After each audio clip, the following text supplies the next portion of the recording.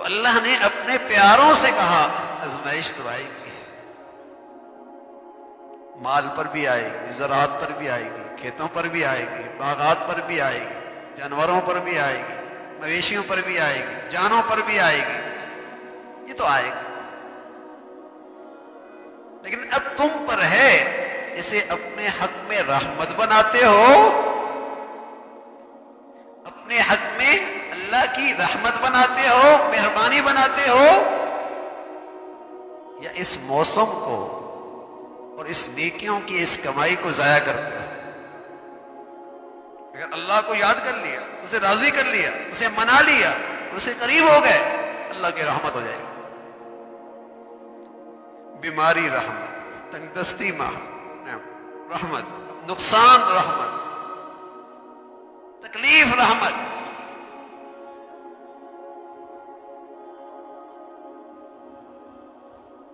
سب رحمت ہو جاتا ہے۔ پھر شکوے اللہ سے نہیں ہوں گے، پھر اللہ کا شکر ہوگا۔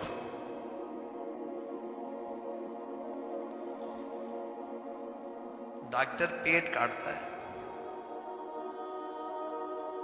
ڈاکٹر پیٹ کاٹتا ہے، تکلیف ہوتی نہیں ہوتی؟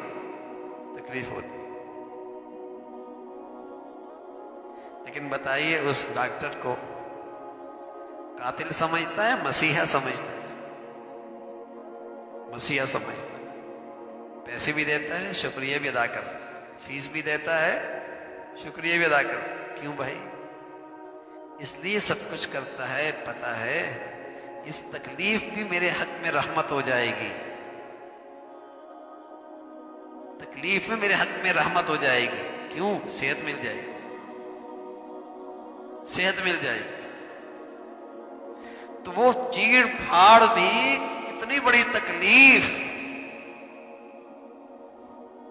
پھر بھی اس کو مسیحا سمجھتا ہے، کیونکہ اس کی حکمت پر اعتماد ہے، اس کے علم پر اعتماد ہے، اس کی حکمت پر اعتماد ہے، اس کے فن پہ اعتماد ہے، اس کے علم پہ اعتماد ہے، کہتا ہے صحت مل جائے گی۔ سبحان اللہ۔ اگر مسلمان بھی اپنے اللہ کو اس طرح پہچان لے اور پھر کوئی آزمائش آ جائے اور اس سے کا شکریہ ادا کرے اور اس کے اور قریب ہو جائے، تو یقین جانیے اس کے حق میں یہ آزمائش تکلیف اتنی بڑی رحمت ہوگی جو مہینوں سالوں ریاضتیں کرنے سے اللہ کا مقام نہیں ملتا، جو اس صبر پر اور اللہ کی طرف سے اس فیصلے پہ راضی ہونے پہ اللہ کے یہاں قرب نصیب ہو جائے۔ لیکن کوئی اجنبی آدمی آپ کو سوئی چبو دے، جس کو آپ جانتے ہی نہیں ہیں، سوئی چبو دے، آپ لڑنے لگ جائیں گے۔ کیوں چبوئی؟ جانتے جو نہیں ہیں، سوئی چبو دے، لڑنے لگ جائیں گے۔ ہاں میرے عزیزوں، اللہ کی پہچان ختم ہو جائے، اللہ تعالیٰ کی معرفت ختم ہو جائے، اور پھر وہاں سے کوئی تکلیف آئے تو پھر آدمی اللہ سے شکوے کرنے لگ جاتا، پھر اللہ سے اور دور ہو جاتا۔ جانتا تو نہیں، تو کوئی اجنبی آدمی سوئی بھی چبو دے بڑا کٹتا ہے،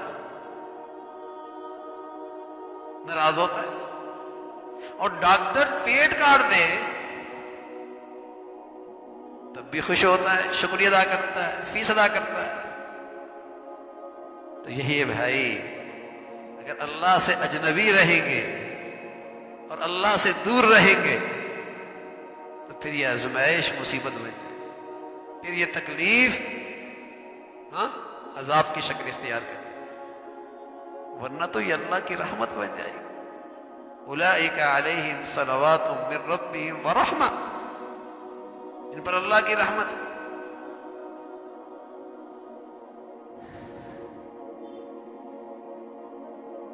تو یہ دیکھا جائے کہ اللہ نے جس حال میں رکھا ہے،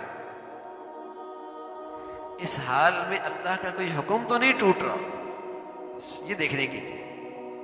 حکم ٹوٹ رہا ہے تو جس حال میں بھی ہے وبال کی زندگی، اللہ کا حکم نہیں ٹوٹ رہا، جس حال میں بھی ہے اللہ کی رحمت۔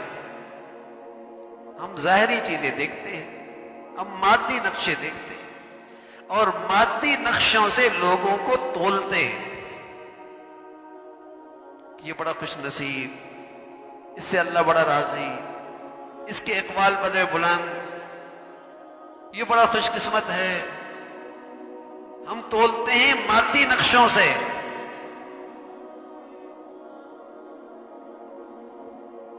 مادی نقشے نہیں، روحانی اور ایمانی زندگی ہے اچھائی اور برائی کا معیار.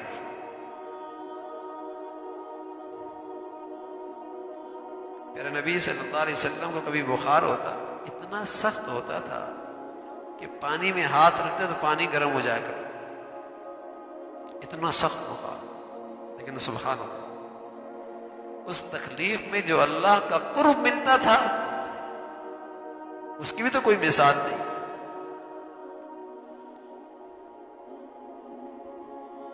اس کی بھی تو کوئی مثال نہیں.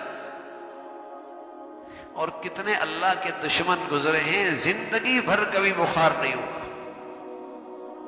تو اللہ کریم کہتے ہیں فلا تعجبک اموالہم ولا اولادہم، تمہیں ان کی مال و دولت دیکھ کر تعجب نہ ہو کہ اللہ کے دشمن اور یہ مزے کر رہے ہیں، یہ اللہ کے باغی اور مزے کر رہے ہیں، اتنے بڑے ظالم اور ان کی پکڑ نہیں ہوتی.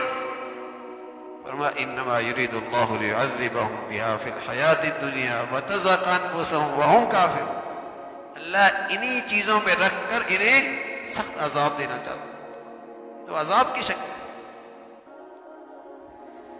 اگر نعمتوں کی فراوانی میں اللہ بھول جائے تو وہ عذاب، اور آزمائش اور تکلیف کی گھڑی میں اللہ یاد آ جائے تو وہ رحمت، وہ رحمت.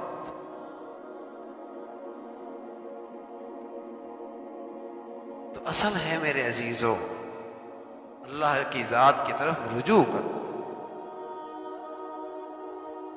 اللہ کی ذات کی طرف رجوع کرو.